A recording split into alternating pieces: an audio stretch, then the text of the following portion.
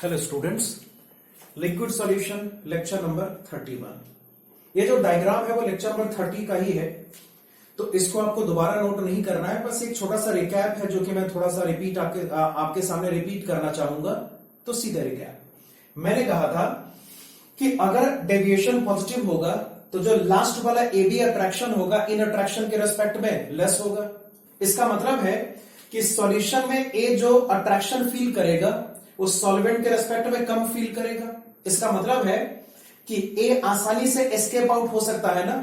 मतलब यहां पर ए जो वेपर्स का फॉर्मेशन करेगा वो एक्सपेक्टेशन के रेस्पेक्ट में ज्यादा होगा। मतलब यहां पे साफ कहा जा सकता है कि ए का जो एक्चुअल पार्शियल वेपर प्रेशर होगा ये राउल्स प्रेशर के रेस्पेक्ट में ग्रेटर होगा। तो वही बात मैंने लिखी थी कि जो पी ए होगा वो एक्स ए पी नोट ए के रेस्पेक्ट में ग्रेटर होगा, और जो पीबी आपको दिख रहा है वो X B multiplied by P naught B के रेस्पेक्ट में ग्रेटर होगा। रही बात यहां पे टोटल प्रेशर की, अगर कैपिटल पी की बात करेंगे, कैपिटल पी इन दोनों प्रेशर के सम के रेस्पेक्ट में ग्रेटर ही होगा ना। तो कैपिटल पी को यहां पे लिखा जा सकता है X A P naught A plus X B P naught B मैंने लिखा, और स्पष्ट है कि जो कैपिटल पी का डेटा होगा वो इसके रेस्पेक्ट में ग्रेटर हो जाएगा। क्लियर? तो ये पॉजिटिव डेविएशन का चौथा पॉइंट है जो कि आपको नोट करना है। इसको नोट करिए, इसके बाद इसका जो ग्राफ होगा उसको ड्रॉ करके इस डिस्कशन को कंप्लीट करेंगे। तो इसको फिलहाल आप नोट करिए, उसके बाद हम इसके ग्राफ की बात करते हैं। नोट करिए।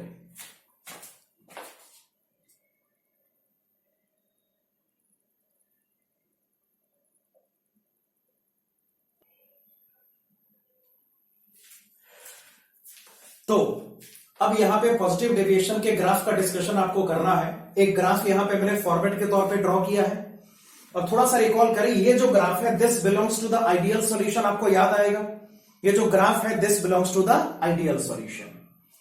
ये जो लाइन होगा this will represent P A, ideal solution के रेस्पेक्ट में बात करेंगे तो दिस विल रिप्रेजेंट पीबी, और ये जो लाइन आपका होगा वो टोटल प्रेशर का रिप्रेजेंटेशन होगा। ऐसा हमने पहले से पढ़ा हुआ है। अब ध्यान से देखिए, कुछ टाइम पहले हमने बात करी थी, इससे पहले हमने बात करी थी कि जो एक्चुअल प्रेशर का डेटा यहां पर अपीयर होगा वो एक्सपेक्टेड प्रेशर के रेस्पेक्ट में ग्रेटर होगा, वो राउल्स प्रेशर के रेस्पेक्ट में ग्रेटर होगा। ये तो ग्राफ राउल्स लॉ का है। तो जैसे मैं बात करूं, अगर यहां पे पीए के एग्जैक्ट एक्सप्रेशन की एग्जैक्ट वैल्यू की बात करोगे ना, तो जो पीए का डेटा होगा, ये जो लाइन है this is representing x A multiplied by P naught ए। मतलब यहां पे साफ कहा जा सकता है कि जो ए का प्रेशर होगा वो इस लाइन के रेस्पेक्ट में ऊपर होगा ना।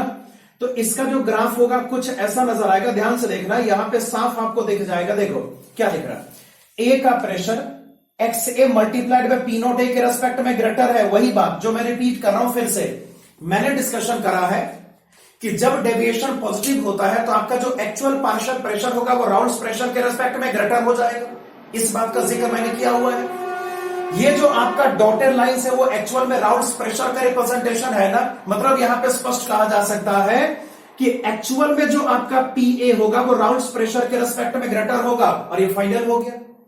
उसी तरीके से अगर यहां पे पीबी की बात करेंगे, बी का जो प्रेशर यहां पर है वो ए के रेस्पेक्ट में ग्रेटर होगा ना। सॉरी, बी का जो प्रेशर यहां पर होगा वो राउल्स प्रेशर के रेस्पेक्ट में ग्रेटर होगा। ये जो लाइन आपका है वो एक्चुअल में कौन सा, ये X B into P naught B का लाइन है। अगर आप इनिशियल लेक्चर्स को अपने ध्यान से देखा होगा तो राउल्स लॉ का ग्राफ होता है ना, और ये जो लाइन है वो X B multiplied by P naught B का होता है। और हमने अभी डिसाइड करा है कि जो पीबी का डेटा होगा वो X B into P naught B के रेस्पेक्ट में ग्रेटर होगा।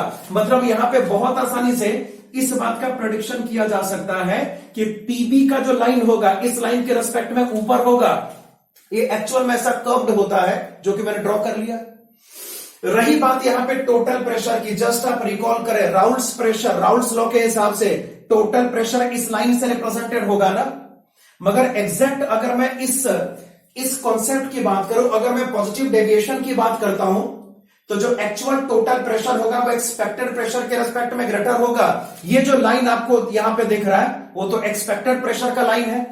एक्चुअल प्रेशर का लाइन एक्सपेक्टेड प्रेशर के रेस्पेक्ट में ग्रेटर होगा। This is representing capital letter P. मतलब यहां पे साफ है ग्राफ को ड्रॉ करने का तरीका।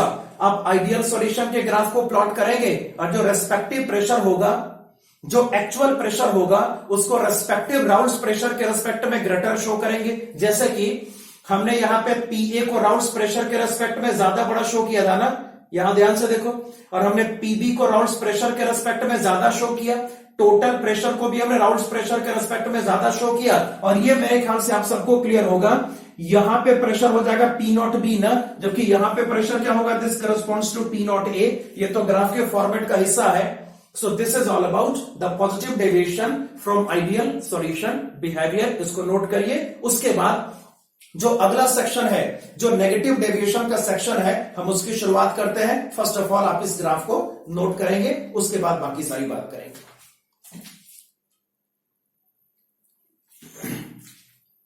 आइए फ्रेंड्स, अब बात करते हैं what was the negative deviation from ideal solution behaviour. देखिए क्या हो सकता है।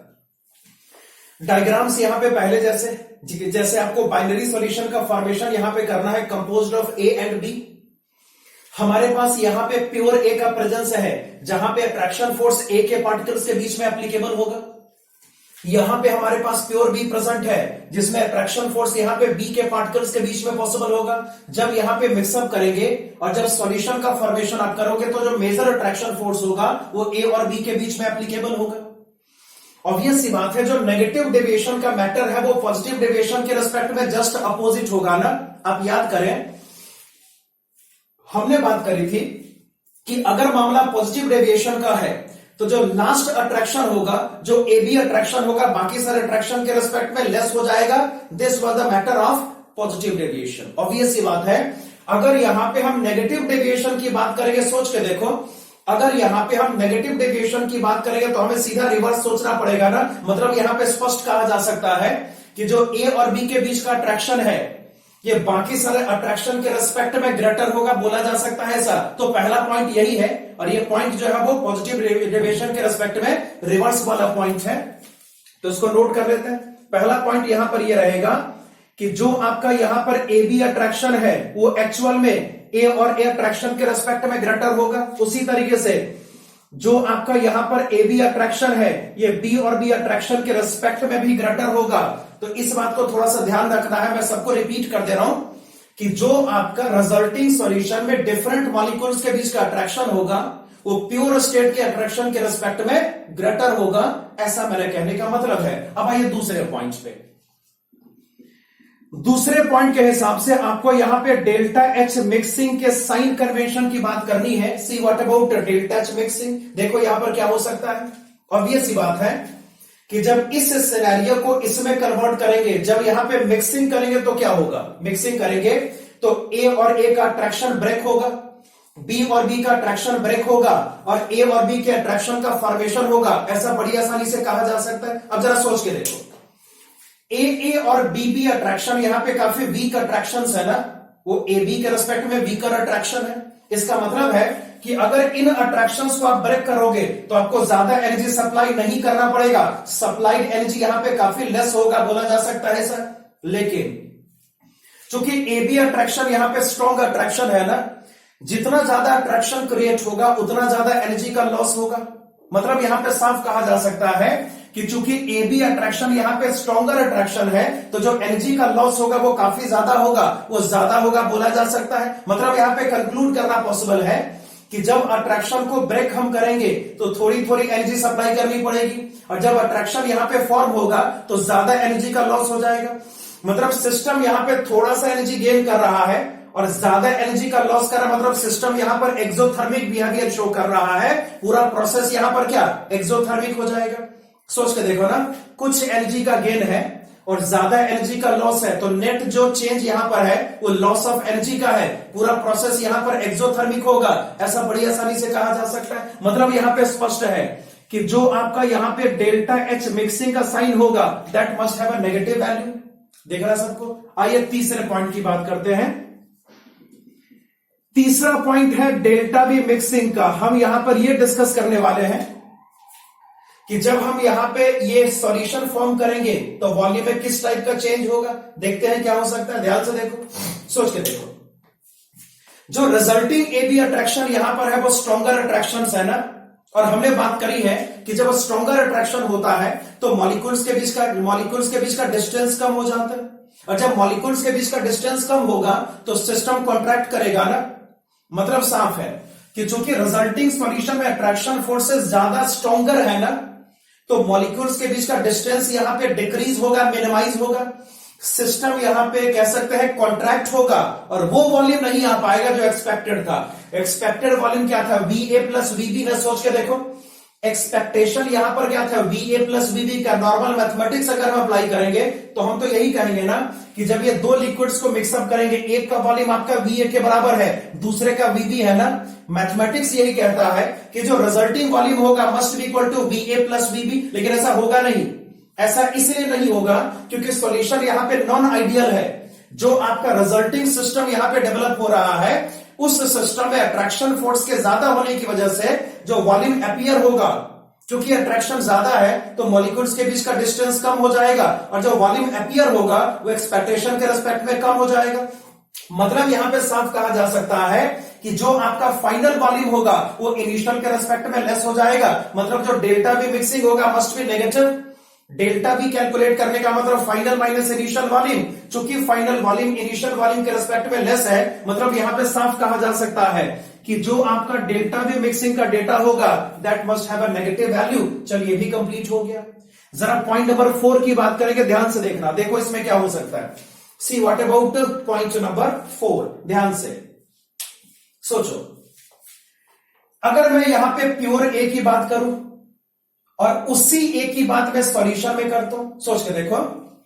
इस बार ए जो है अपने प्योर स्टेट में लेस अट्रैक्शन फील कर रहा है, लेकिन जब वो सॉल्यूशन स्टेट में जाएगा तो वो ज्यादा अट्रैक्शन फील करेगा। मतलब साफ कहा जा सकता है कि ए का जो एस्केप होने का टेंडेंसी है, ए का जो वेपर फॉर्मेशन का टेंडेंसी है, उस सॉल्यूशन वाले केस में एबनॉर्मली कम हो जाएगा।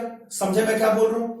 चूंकि ए बी अट्रैक्शन बाकी सारे अट्रैक्शन के रेस्पेक्ट में स्ट्रॉन्गर है ना, तो ए जो अट्रैक्शन सॉल्यूशन स्टेट में फेस करेगा वो ज्यादा बड़ा अट्रैक्शन होगा। और हमने बात करी है ना कि अगर कोई मॉलिक्यूल ज्यादा अट्रैक्शन फेस करता है तो उसके लिए सॉल्यूशन से बाहर जाना, उसके लिए वेपराइज होना डिफिकल्ट हो जाता है। यानी उसका जो रेट ऑफ इवेपोरेशन होगा वो कम होगा, और जो प्रेशर अपीयर होगा वो एक्सपेक्टेड से कम हो जाएगा। तो मतलब यहां पर यह है कि जब ए सॉल्यूशन स्टेट में जाएगा, चूंकि ए ज्यादा अट्रैक्शन यहां पे फेस कर रहा है, तो ए का जो वेपराइजेशन होगा वो थोड़ा सा धीमा हो जाएगा। मतलब ए का जो पार्शियल वेपर प्रेशर होगा वो राउंड्स प्रेशर के रिस्पेक्ट में लेस आएगा। वही हाल यहां पे बी का भी होगा। Let me elaborate. सिंपल सी बात, बी अगर प्योर स्टेट में है वो लेस अट्रैक्शन फील कर रहा है, और जब वो सॉल्यूशन स्टेट में जाएगा वो ज्यादा अट्रैक्शन फील करेगा। इसका मतलब है कि बी आसानी से वेपर स्टेट में नहीं जा पाएगा ना। अगर बी को बहुत कह सकते हैं स्ट्रॉन्ग अट्रैक्शन सॉल्यूशन में फेस करना पड़ रहा है, उस अट्रैक्शन को ब्रेक करके बी के लिए वेपोराइज होना आसान तो होगा नहीं। मतलब बी का रेट ऑफ इवेपोरेशन एक्सपेक्टेशन के रिस्पेक्ट में कम हो जाएगा, और जो वेपर प्रेशर यहां पे बी का आपके सॉल्यूशन फेज में अपीयर होगा वो रिक्वायरमेंट के रिस्पेक्ट में या एक्सपेक्टेशन के रिस्पेक्ट में कम आएगा। मतलब यहां पे साफ कहा जा सकता है, देखो जो एग्जैक्ट पीए होगा और जो राउल्स लॉ का पीए होगा, राउल्स लॉ का मतलब एक्स ए पी नॉट ए ना, जो एग्जैक्ट यहां पे पीए का डेटा आएगा जो वो एक्सपेक्टेड राउल्स प्रेशर के रिस्पेक्ट में लेस आएगा। जो पीबी है वो लेस देन एक्स ए, सॉरी जो पीए यहां पर है वो less than x A multiplied by P naught ए है। उसी तरीके से अगर यहां पे पीबी का कंपैरिजन हम X B into P naught B से करेंगे, बहुत आसानी से कहा जा सकता है कि जो पीबी का डेटा यहां पर एग्जैक्टली अपीयर होगा वो X B P naught B के रिस्पेक्ट में लेस होगा, क्योंकि बी का जो एस्केप होने का टेंडेंसी है वो ज्यादा अट्रैक्शन की वजह से सॉल्यूशन फेज में कॉम्पैरेटिवली कम हो जा रहा है। उसी तरीके से अगर हम यहां पे फाइनल कैपिटल पी की बात करेंगे तो जो कैपिटल पी का डेटा होगा वो exactly X A P naught A plus X B P naught B के रेस्पेक्ट में लेस होगा। ऐसा भी बहुत आसानी से कहा जा सकता है। ये 4 पॉइंट है, मेरे ख्याल से 4 पॉइंट आपको समझ में आ गए होंगे। अब आपको यहां पे इसका ग्राफ ड्रॉ करके इसको फिनिश करना है, वो सब करेंगे। पहले इसको नोट करिए, उसके बाद आगे की बातें करते हैं।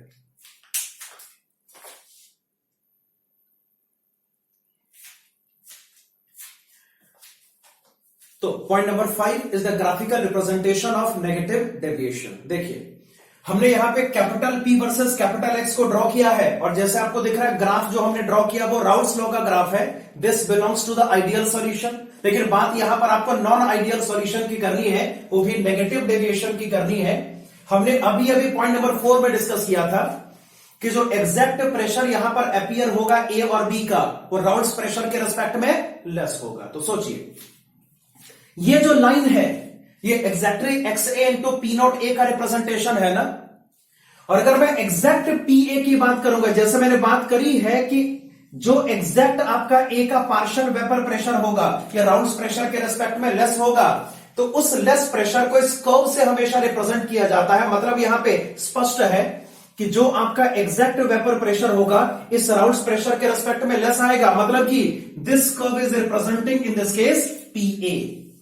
उसी तरीके से ये जो लाइन है वो exactly X B into P naught B का लाइन है। ऑब्वियस सी बात है, अगर यहां पे हमने एग्जैक्ट वेपर प्रेशर की बात करी तो जो वेपर प्रेशर होगा इसके रेस्पेक्ट में लेस ही तो होगा। मतलब स्पष्ट है कि ये जो आपका कर्व है this is representing exactly PB. और बात करेंगे, सोचो ये जो टोटल प्रेशर है ये भी तो राउंड्स प्रेशर के रेस्पेक्ट में लेस ही होगा ना। ये जो प्रेशर यहां पर है वो राउंड्स प्रेशर है, टोटल प्रेशर आपका राउंड्स प्रेशर के रेस्पेक्ट में लेस ही रहने वाला है। मतलब स्पष्ट है कि जब यहां पे हम टोटल प्रेशर को रिप्रेजेंट करेंगे उसको इस तरीके से रिप्रेजेंट किया जाना चाहिए, this corresponds to capital P, जिसका मतलब इस कॉन्टेक्स्ट में टोटल प्रेशर होगा। ऐसा हो सकता है। तो बात यहां पे स्पष्ट है, ये जो डॉटेड लाइंस है वो एक्चुअल में राउंड्स लॉ का रिप्रेजेंटेशन है, जो कि आइडियल सॉल्यूशन के लिए वैलिड होता है।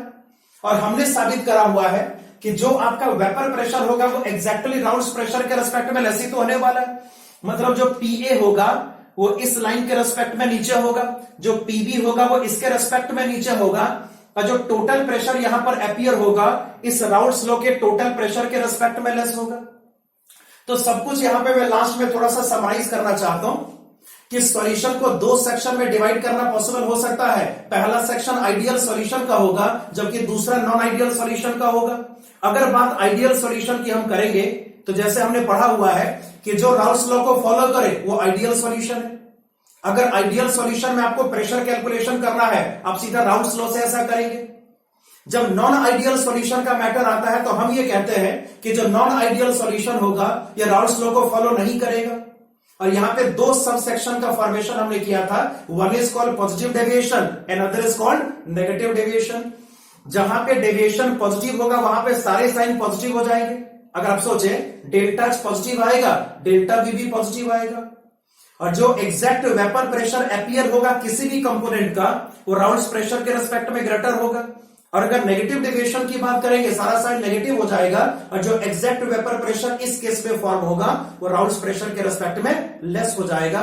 फिलहाल इसको नोट करना है, उसके बाद आगे बात करते हैं। तो friends, this is all about lecture number 31।